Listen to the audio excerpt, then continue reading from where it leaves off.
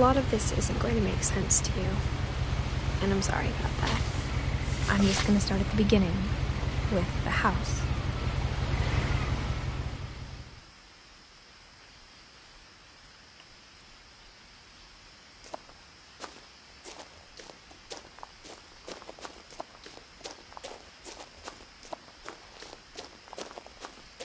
I lived here until I was 11, but I wasn't allowed inside half the rooms.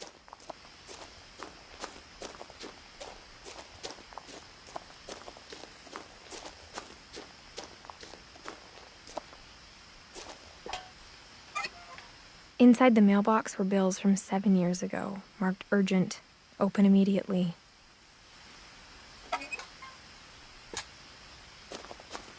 I hadn't been back since my brother Lewis's funeral.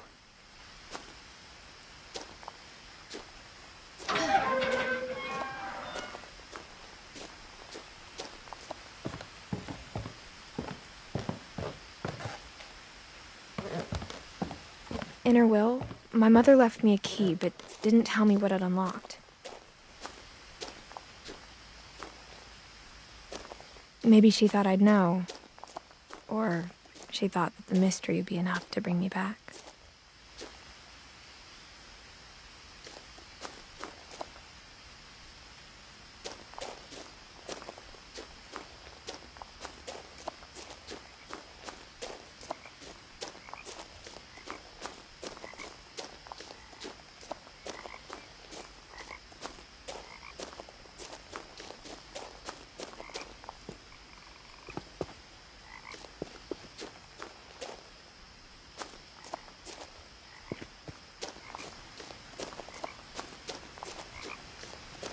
The truth is, even after I inherited the house, back to it. But now I had questions about my family that only the house knew the answers to.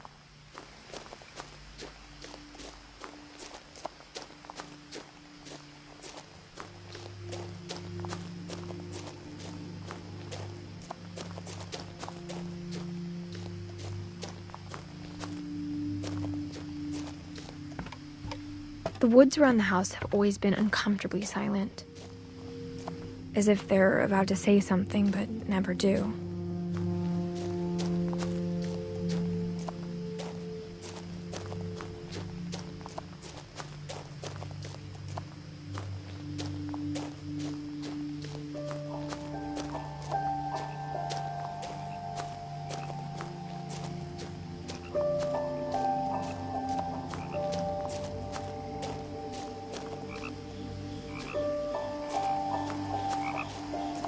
The house was exactly like I remembered it, the way I'd been dreaming about it.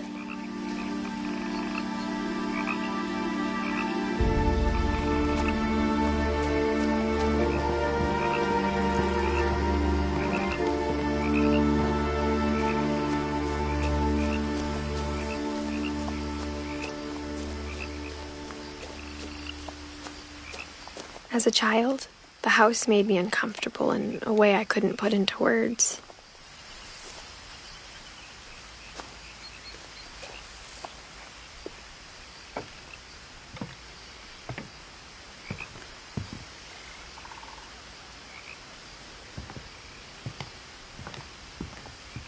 Now, as a 17-year-old, I knew exactly what those words were.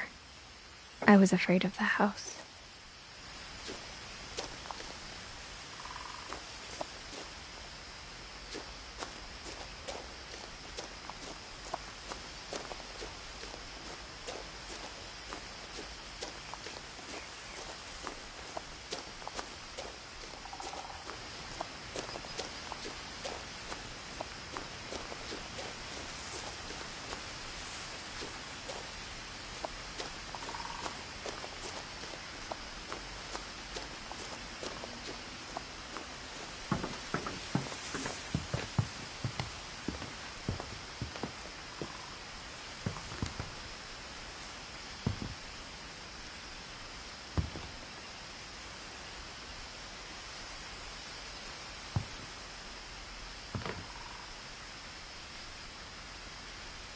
I hoped the key might unlock the front door.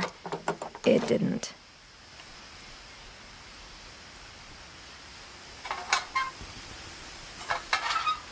Looking in, I felt like the house itself had been waiting for me.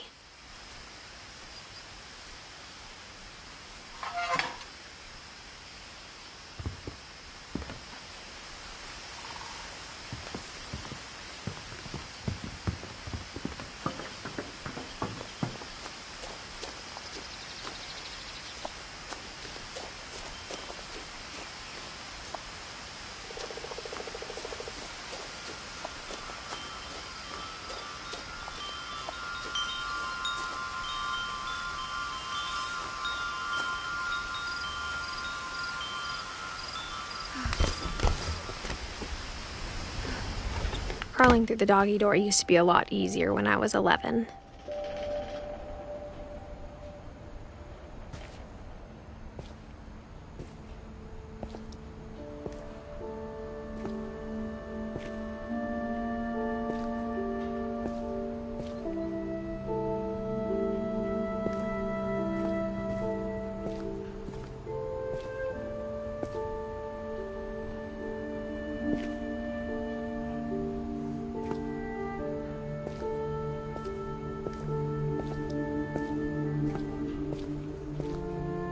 For the first time in years,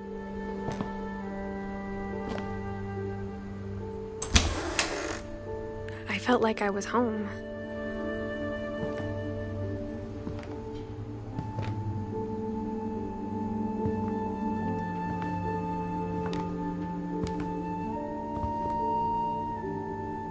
But instead of a family, there were just memories of one.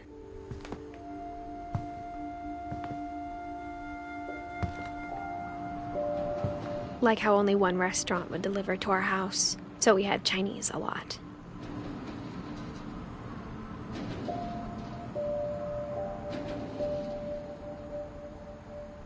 Or how after Louis started working at the cannery, we all got sick of eating salmon. Except our cat, Molly.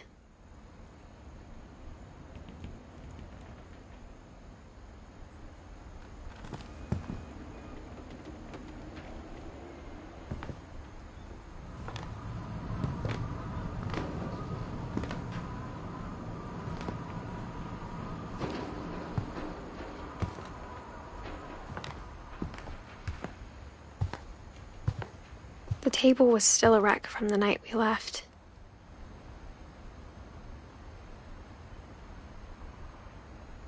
It was like a bomb had gone off, killing everyone but sparing the furniture.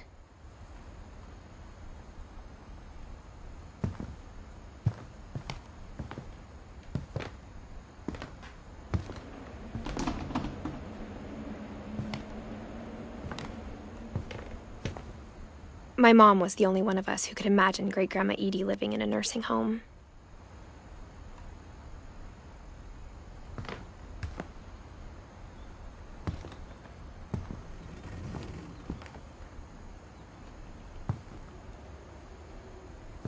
Nothing in the house looked abnormal. There was just too much of it, like a smile with too many teeth. Even the fireplace had a story. Edie told me the bricks came from the original house, after it sank.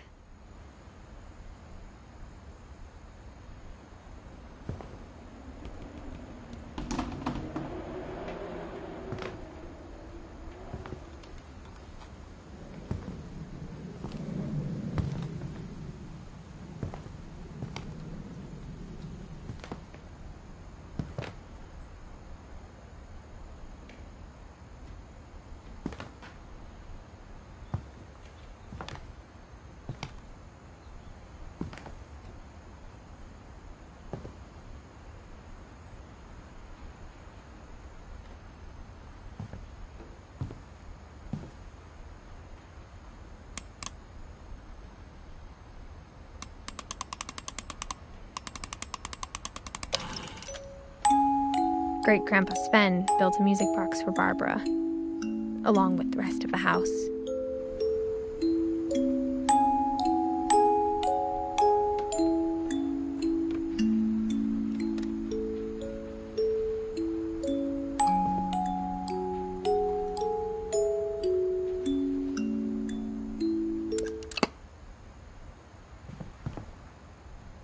Mom always told me to stay out of the basement, so I wasn't too surprised when the key didn't fit.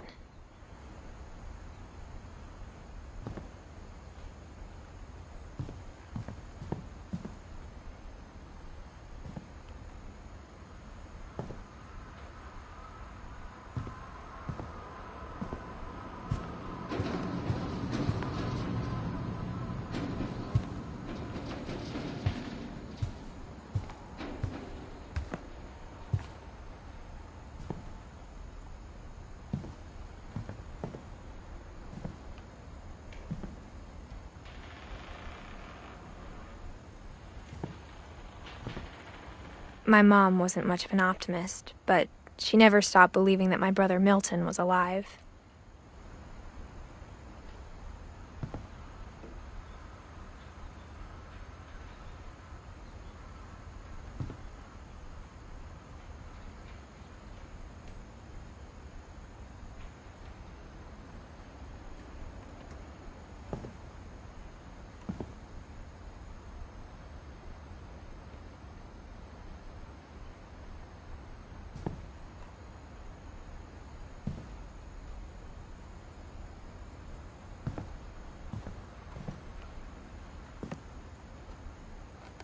After Milton disappeared, Mom sealed up all the bedrooms.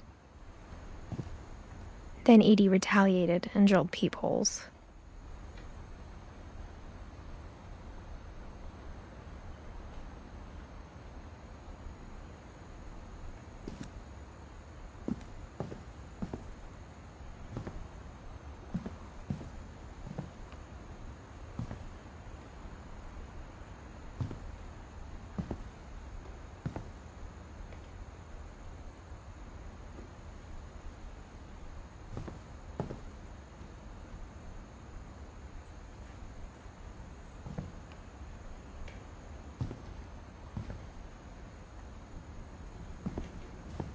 I spent a lot of time playing in Great Uncle Walter's room.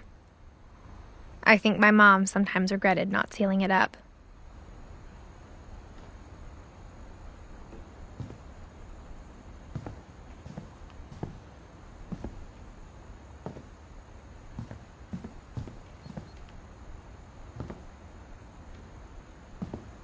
Lewis told me there were secret passages, but I never believed him.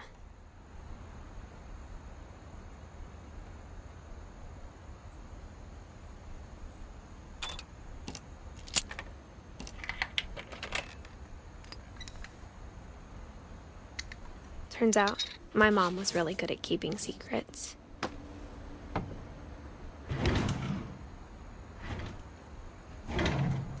Now it was time to find out what my mom had been afraid of.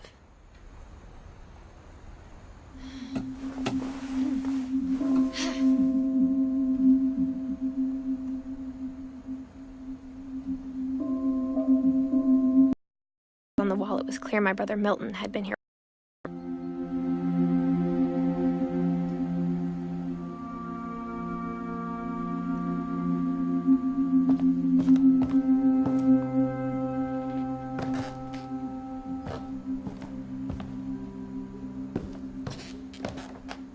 Reading this, maybe it sounds like I had a plan.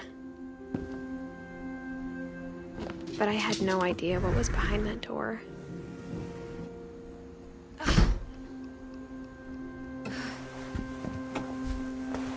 Just like I had no idea where all this was gonna lead.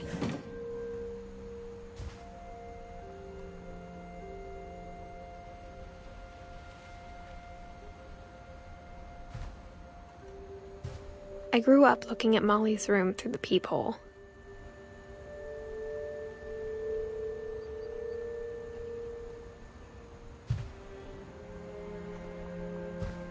Being inside for the first time, I felt like I'd stepped behind a painting.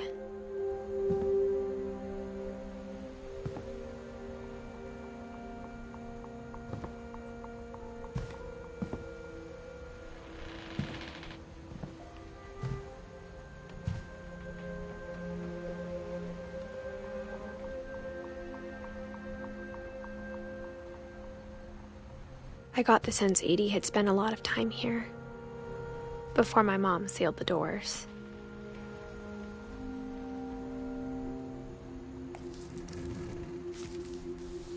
December 13th, 1947. Dear Diary, I'll be gone soon, but I wanted to tell somebody about what's gonna happen. It started when Mom sent me to bed without dinner. I woke up and I was starving, so I looked around for something to eat.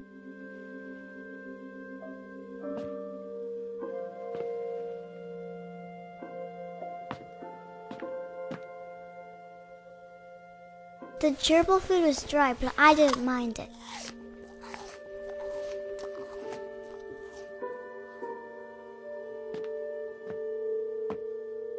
My Halloween candy was all gone.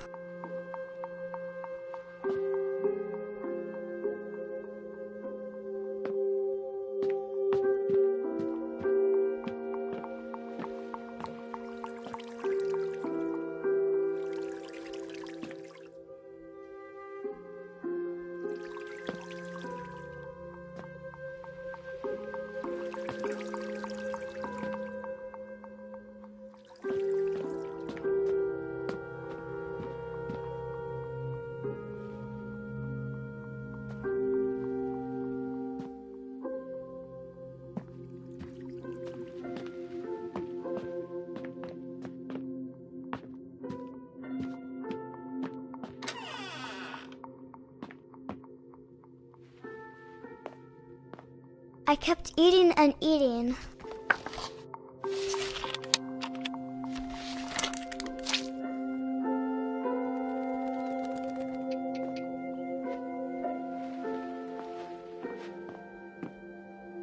I ate a lot of things that night.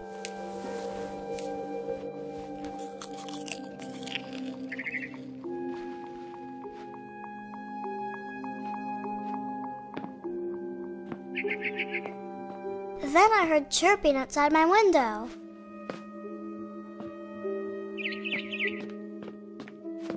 It was a barn swallow going back to her nest. I reached out for her.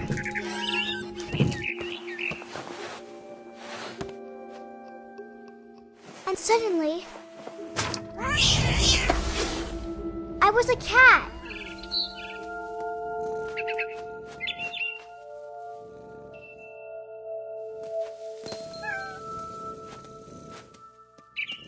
I tried to be quiet, but the bird was really scared.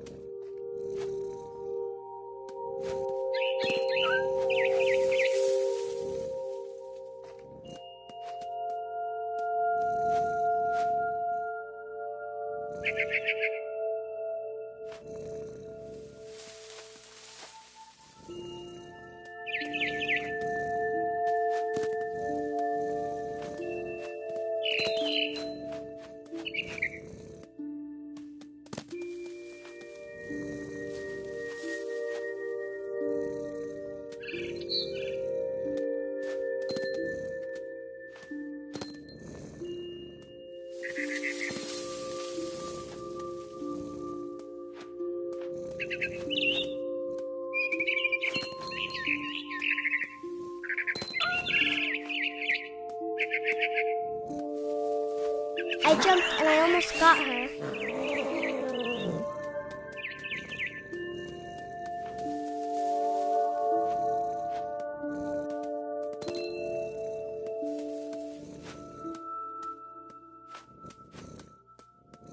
I could tell she was getting really tired.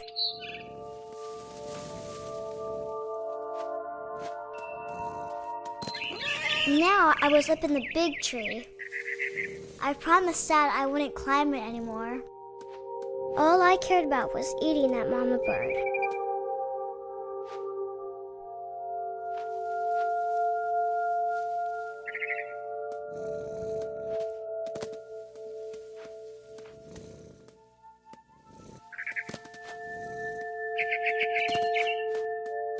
I gobbled her up. And suddenly, I was an owl. First, all I heard was the wind. Then I heard little teeth nibbling in the grass.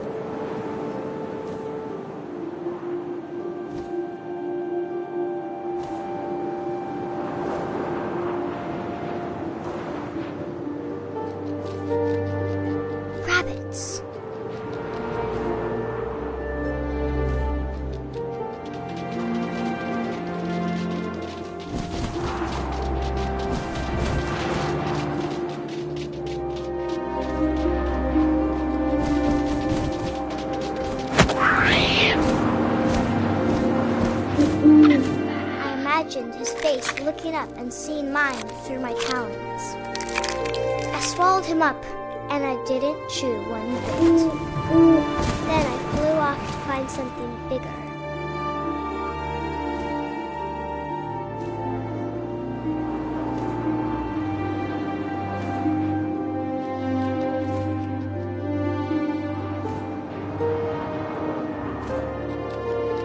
A mama rabbit.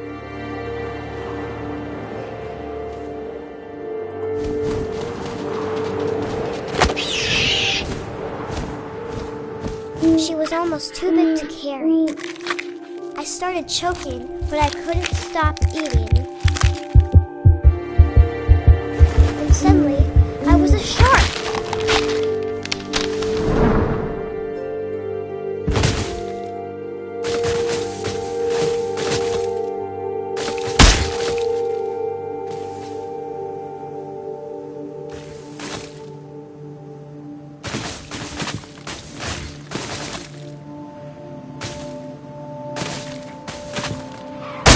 I rolled off a cliff and into the ocean. Now, I was hungrier than ever.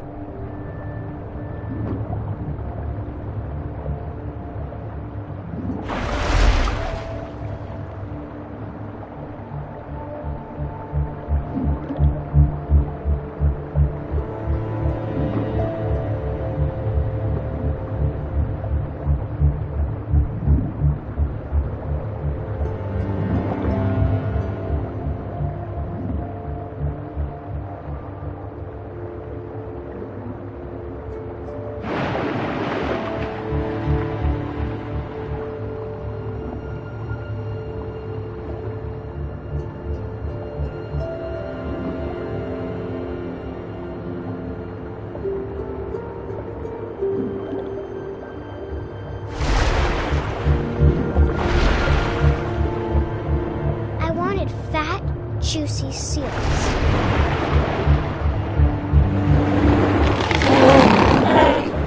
I tore off her flipper, and it tasted really good.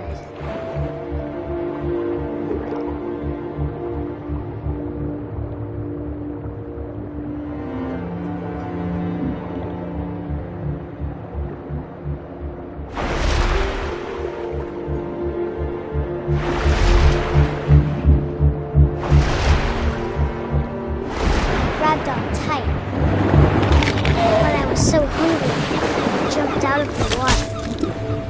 When I opened my eyes, everything had changed.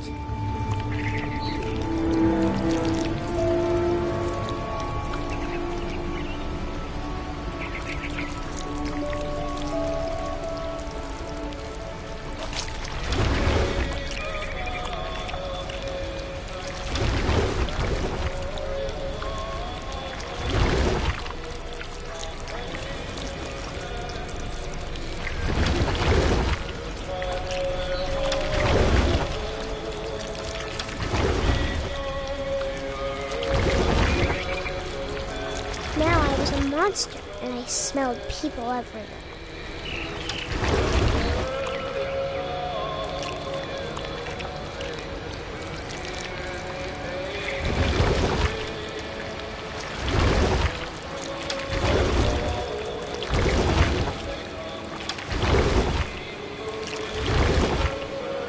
I was big, but I moved real quiet.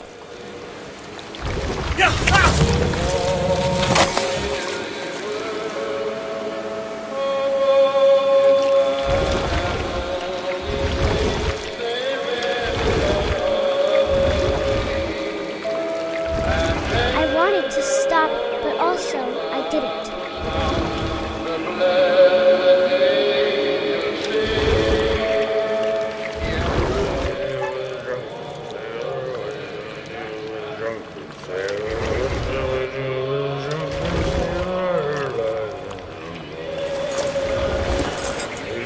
Belly was rusted.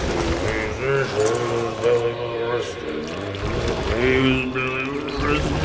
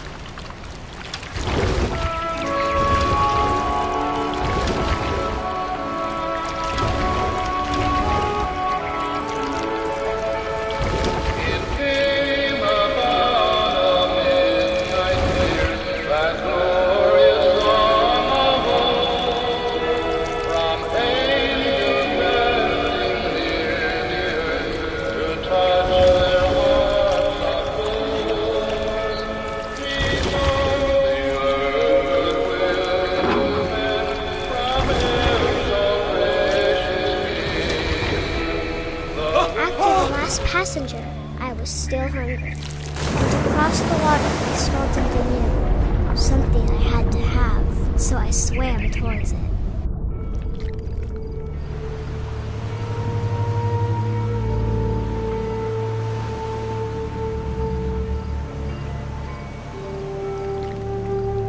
I slithered onto the sand, and the good smell went into an old pipe.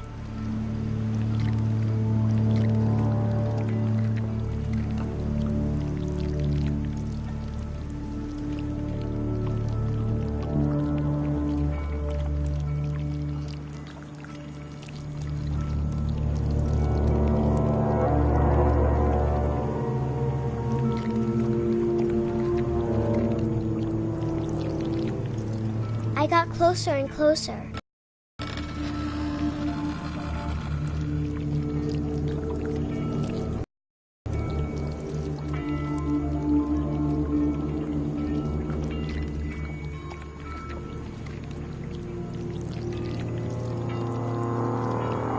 All my stomach started growling. And suddenly, I was me again. I held my breath for a long time, but I couldn't hear anything. I think it's waiting for me to fall asleep. But it's not going to wait much longer. It needs to feed, and we both know I will be delicious.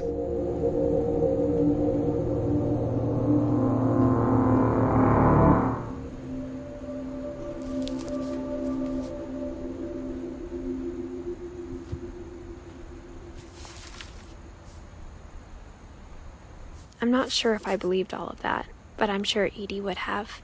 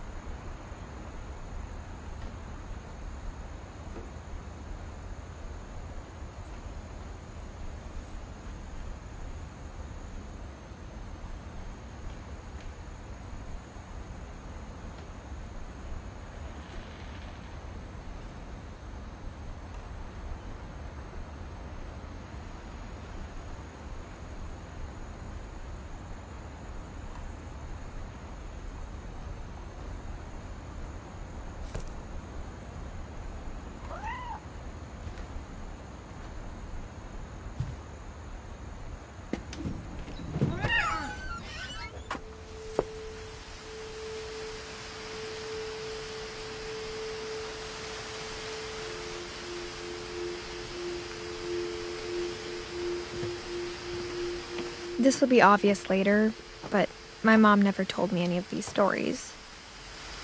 Edie would have, but Mom didn't like bringing up the past. Though, when we adopted a stray kitten, she was the one who named it Molly.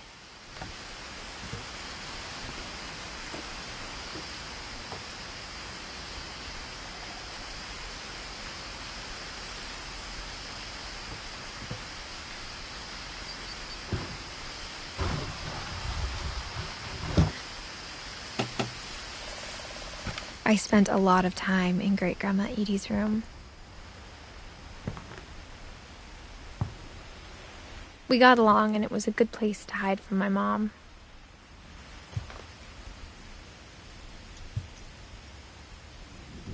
When Edie told people Sven was killed by a dragon, she could also have said he was building a dragon-shaped slide that collapsed.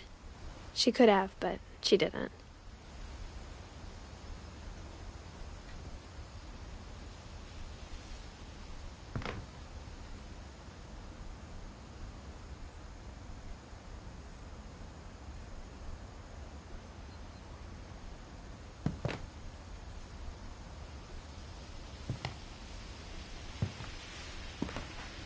One summer, they evacuated the island, but Edie refused to go.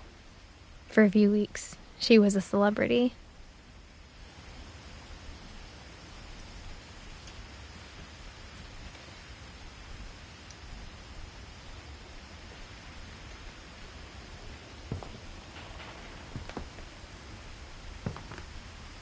Edie gave a big interview about a mole man living under the Finch house. My mom was furious.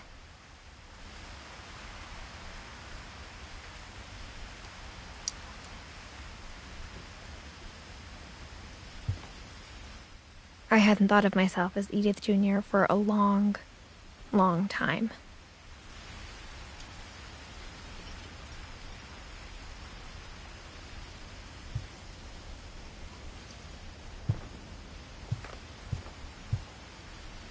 Edie knit me a new pair of gloves every year, just in time to replace the old ones. Louis died a week before we left, but Edie had already started to memorialize him.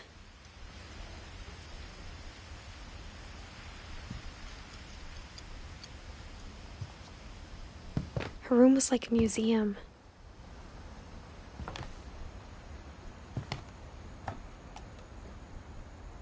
For 500 years, the Finches have been famous throughout Norway for their fortune and misfortune.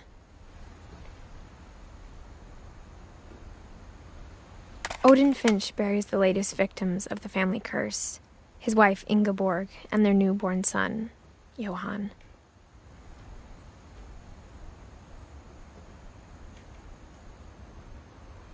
On January 7th, 1937, he set sail with his family and his house, hoping to leave the curse behind.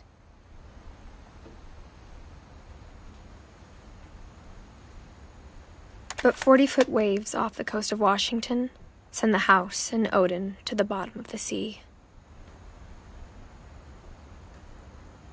Odin's daughter Edie, with husband Sven and baby Molly, step ashore on their new home, Orcas Island.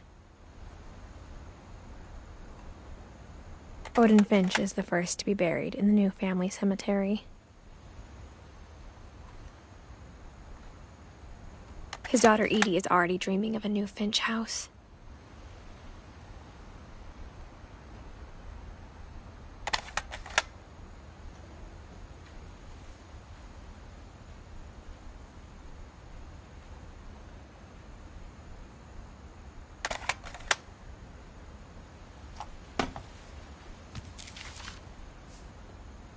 Whatever's wrong with this family, it goes back a long ways.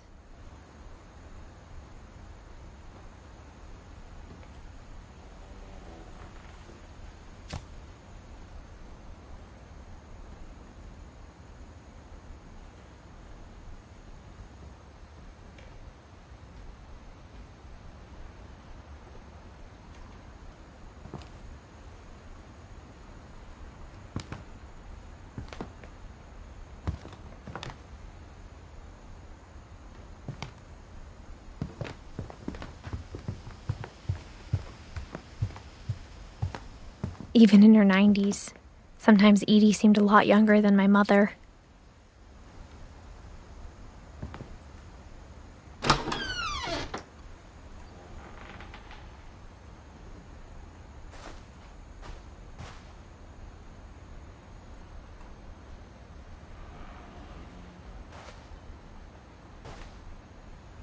The only trace Grandpa Sam's first wife Kay left on the house was the pink bathroom. It was a pretty big trace.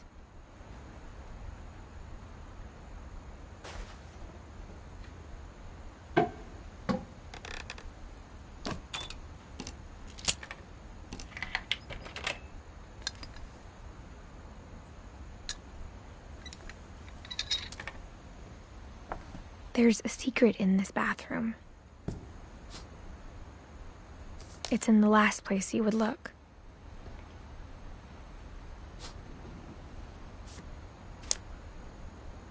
It isn't in the cupboard. It's hidden in this book.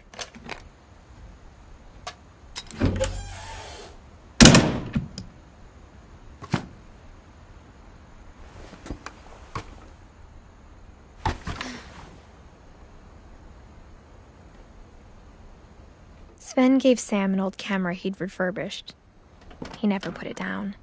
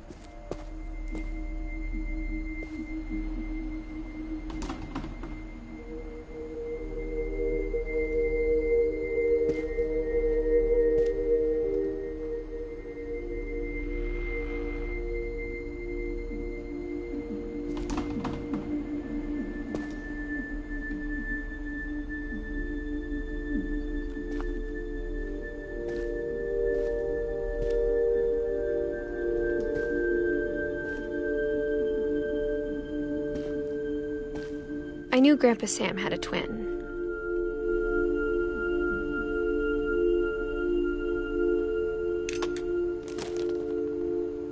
And that he never talked about him.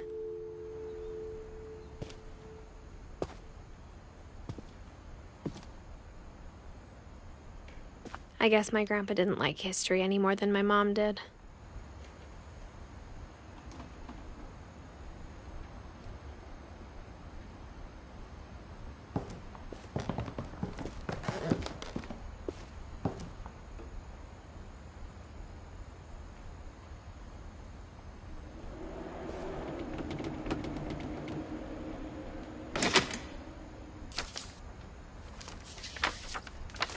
How I Want to Remember My Brother by Sam Finch.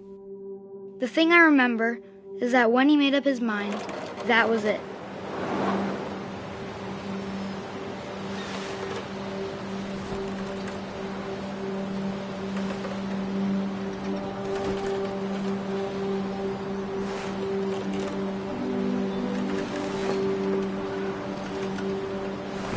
My brother said he'd die before he ate another mushroom. And he did. At Barbara's funeral, we swore we'd never be afraid again. And he wasn't. I think Calvin always wanted to fly.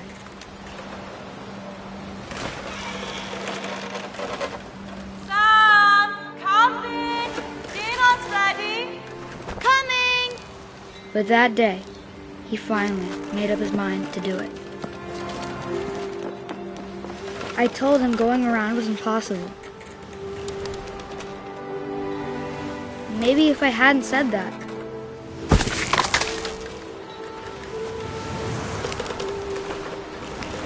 Calvin, I'm not gonna tell you again.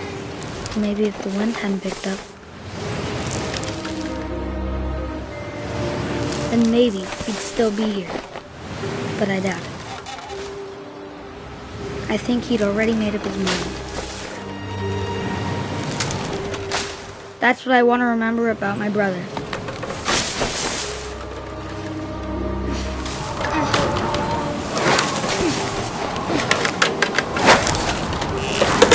The day he made up his mind to fly. And he did.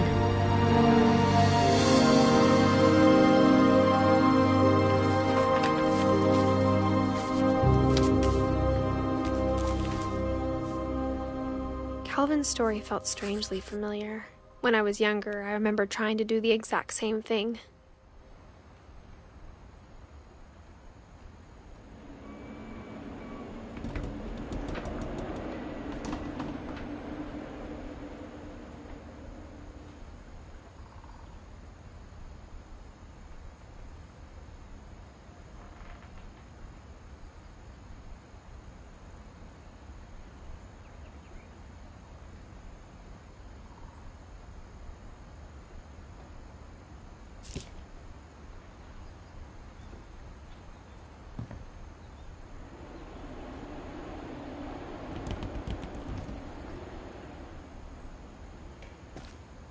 After the funeral, Edie roped off Calvin's half of the room.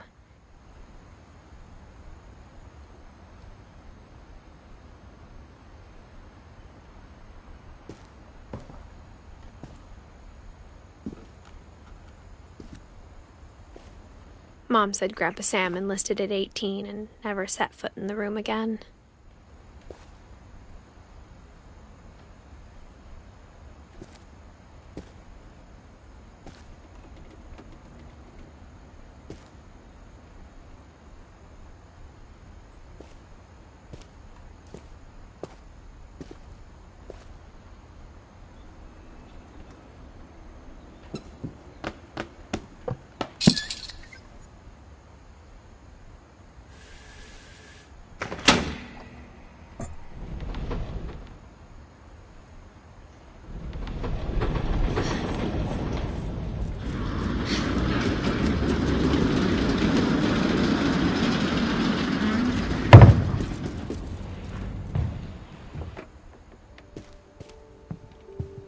The passages were a pretty tight fit. They'd obviously been built for smaller hands and bellies.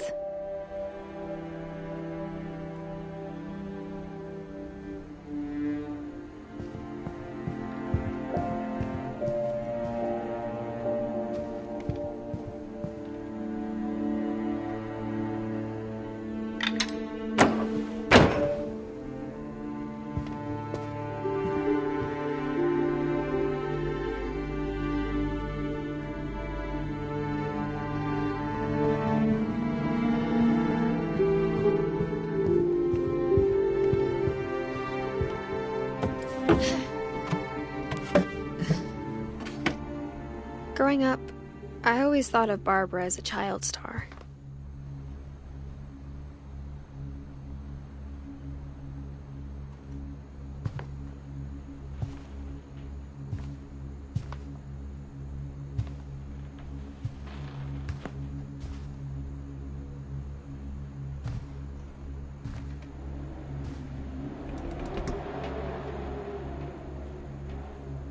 I never thought about how hard it must have been for her afterwards.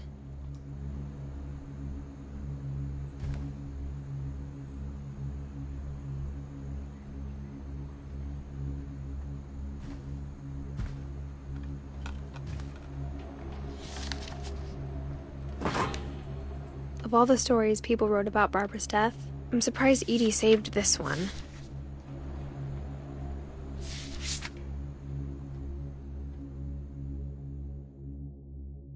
Old Jack here with another ghastly tale inspired by America's most unfortunate family. I'm calling it The Surprise Ending of Barbara Finch. As a child star, Barbara was famous for her scream. Now at 16, she was all washed up. A has-been.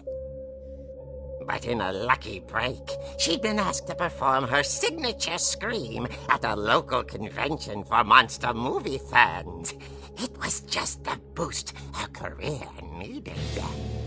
Unfortunately, her scream hadn't aged well. Getting better. I think you just need the right motivation.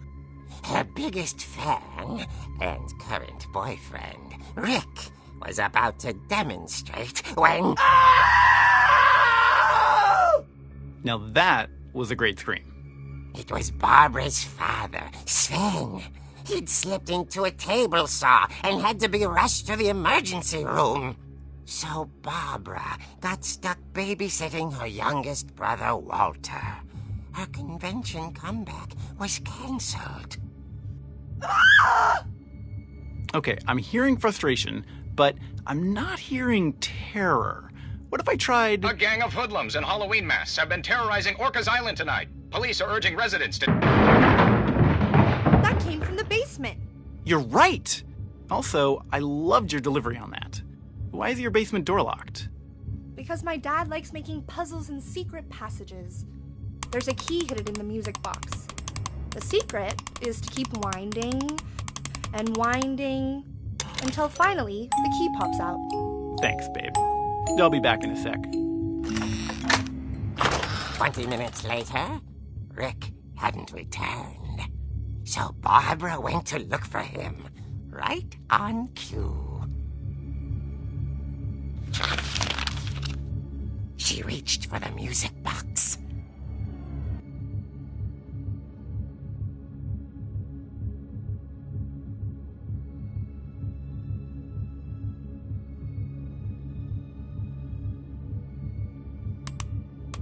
And as she wound the key, she listened for Rick, but the house was silent.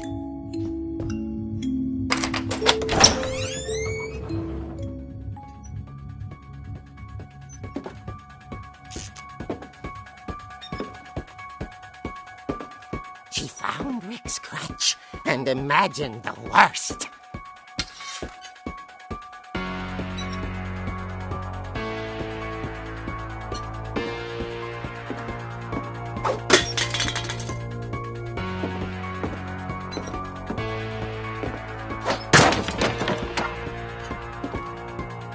The gang's leader is the infamous Hookman killer, Dr. Carl Hamill, who impaled and then ate his family 10 years ago tonight.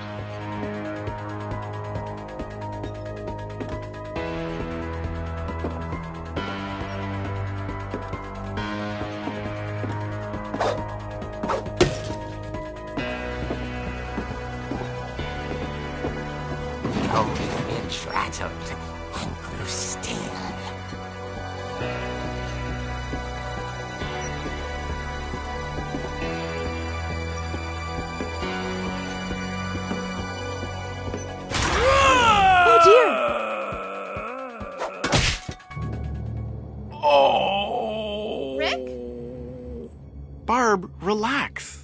just trying to scare you to help you find your scream. Well, I'm not scared, Rick. I'm furious. Then act furious.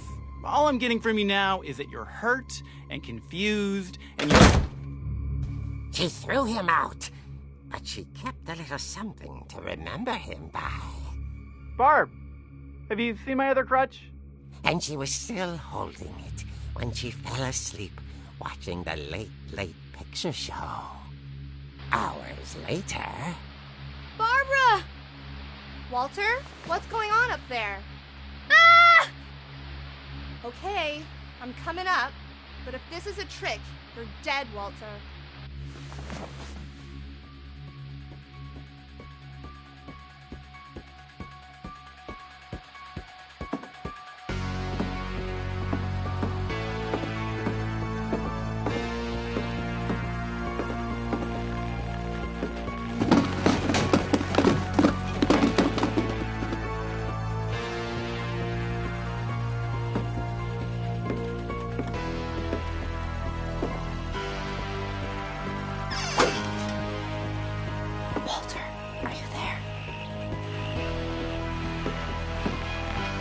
Walter had vanished, but his bedside radio was still on. Orcas Island police describe the man as 6 feet tall, with a steel hook for a hand. Residents are urged to lock all doors and windows and notify the police of any suspicious activity. Barbara turned, saw the hook man, and was speechless. He was quite smashing. And he realized he couldn't get enough of Barbara. Okay, Barbara, there's gotta be another way out of here.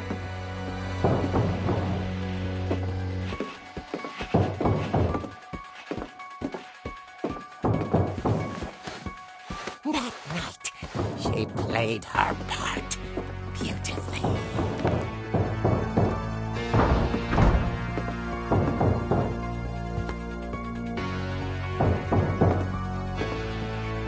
Molly's door hadn't been opened in years. The hinges groaned.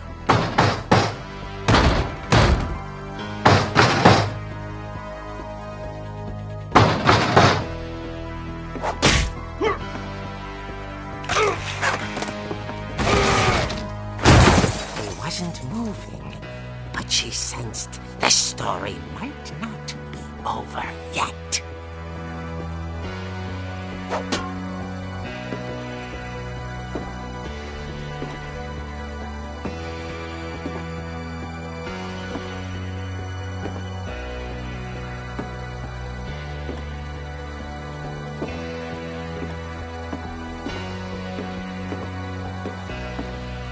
The hookman had vanished. She listened for his breathing, but all she heard was...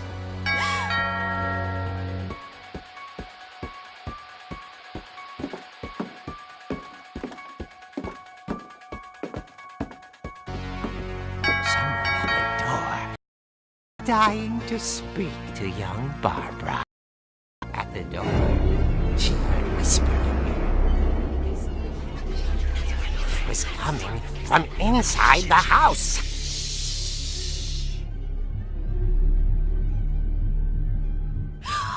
Oh dear. The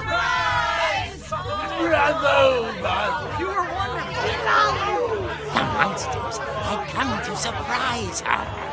For Barbara, it was a dream come true. Then she saw what kind of monsters they were, and she realized what was about to happen. She was going to be famous. And with her final breath, Barbara Finch gave the performance of her life.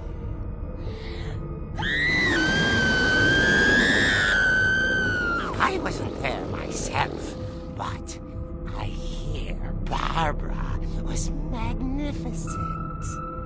Poor girl. She had a taste for stardom.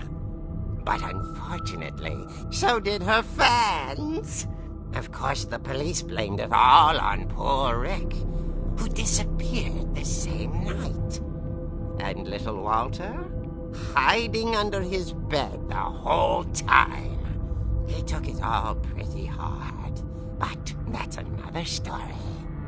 As for Barbara, tucked inside the music box is all they ever found of her. Her ear. Now that's what I call a real eerie tale.